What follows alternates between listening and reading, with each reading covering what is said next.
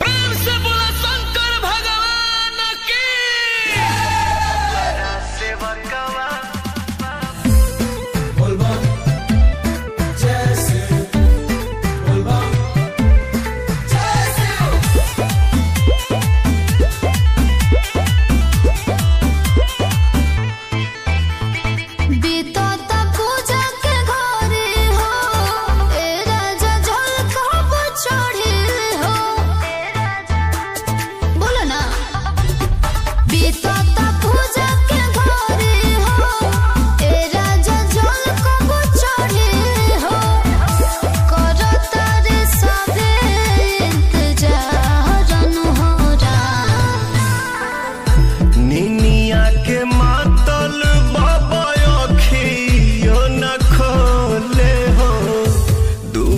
सेवा कवा बाड़े खाड़न हो राम, दुआरा सेवा कवा बाड़े खाड़न हो राम।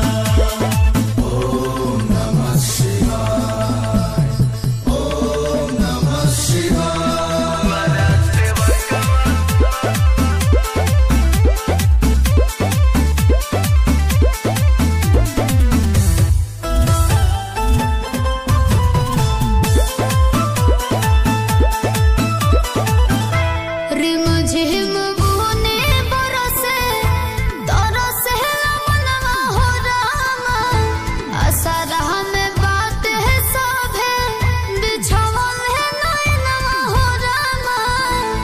धीर धारा धनी जानी कर मन थोड़ कलयर जी बाबा से हाथ जोड़। छाने छाने लागता पहाड़न हो राम, निनिया के मातल बाबा अखियो न खोले हो, दुआरा सेवा कवा बाड़े खाड़न हो राम, दुआरा सेवा कवा बाड़े खाड़न हो राम।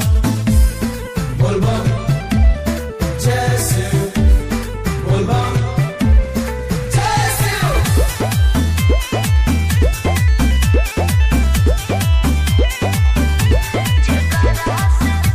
जेकरा से होला जग में साँझ भोर हरिया हो, उहे काहे अभी लेना खोलल है नजरिया हो। जागी जागी बाबा ढेर भइले अबेर, हमर धनिया अइली पहिला बेर।